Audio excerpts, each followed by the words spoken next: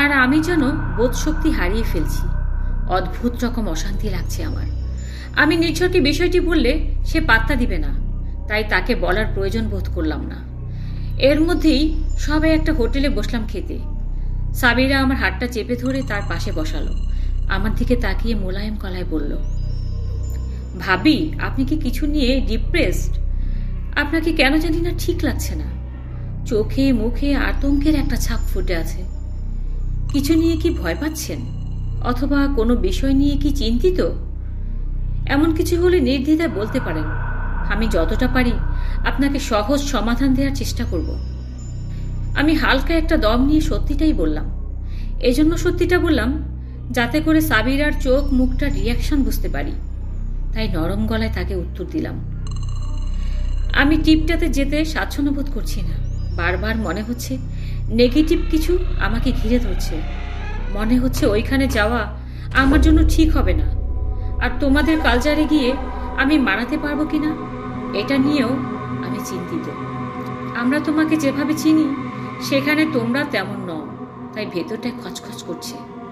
সাবিরা আমার কথা শুনে খুব একটা রিয়াকশন দিল না, হালকা হেসে জবাব দিল, নতুন পরিবেশে যাওয়ার আগে অনেক কিছুই মনে হয় ভাবি। গেলে দেখবেন একদম ঠিক হয়ে গেছে। আমাদের আপ্যায়ন আপনাদের মুগ্ধ করবে। আমরাও যখন চাকুরির সুবাদে ঢাকায় আসি এমনি ভয় আর নেগেটিভিটি কাজ করেছে। এখন দেখুন না আপনাদের মতো মানুষদের সাথে কত সুন্দরভাবে হেসে খেলে জীবন পার করছি। নতুন পরিবেশে যাওয়ার আগে অনেক কিছুই মনে হয় ভাবি। গেলে দেখবেন একদম ঠিক হয়ে গেছে। আমাদের আপ্যায়ন আপনাদের মুগ্ধ করবে। আমরাও যখন চাকুরির সুবাদে ঢাকায় আসি এমনই ভয় আর নেগেটিভিটি কাজ করেছে। এখন দেখুন না আপনাদের মতো মানুষদের সাথে কত সুন্দরভাবে হেসে খেলে জীবন পার করছি। ভাবি, এটা নিয়ে একদম চিন্তা করবেন না।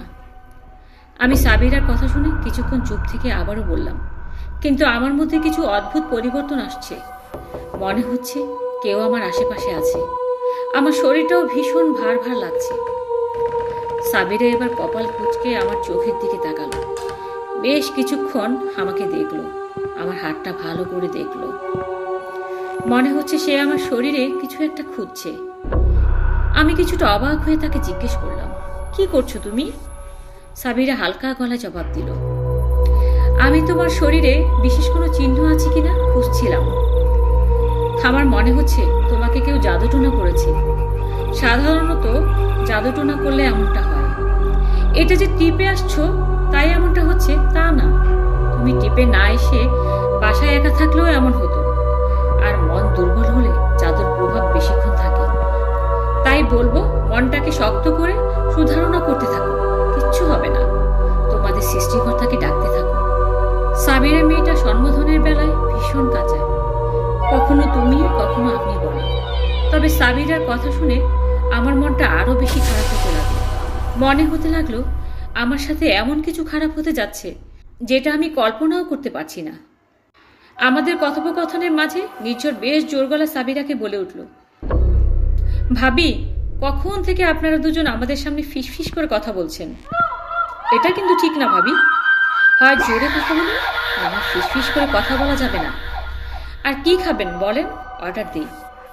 সাবিরা হাসি মুখে উত্তর দিল, থাক আর কথা বলবো না।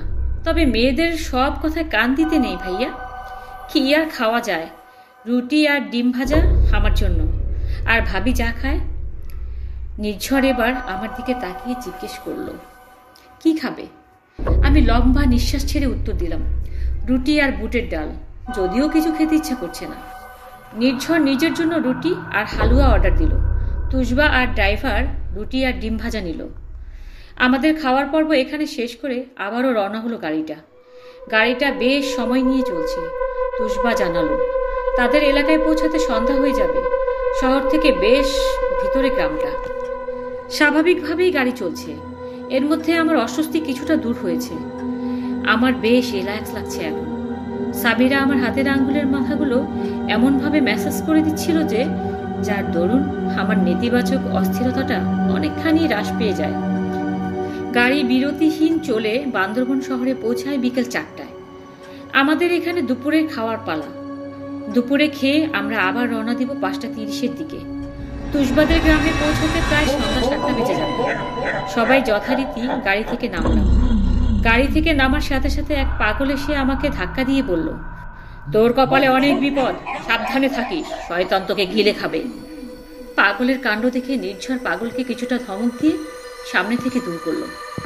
তবে আমার মনের অশান্তির বীজটা আবার ভেঙে হয়ে গেল। এই পাগলটা আবার মনে হচ্ছে হয়তো আমার কোনো বিপদ আছে সামনে, কিন্তু আবার মনে হচ্ছে আমাদের ধর্মে এসব ভবিষ্যৎবাণী বলতে কোনো অধ্যায় নেই, ভবিষ্যৎবাণী করার ক্ষমতাও ওই পাগলের নেই।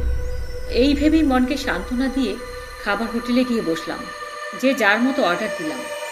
পর্যটক এরিয়া হওয়ায় বিভিন্ন রকমের খাবার এখানে পাওয়া যাচ্ছে।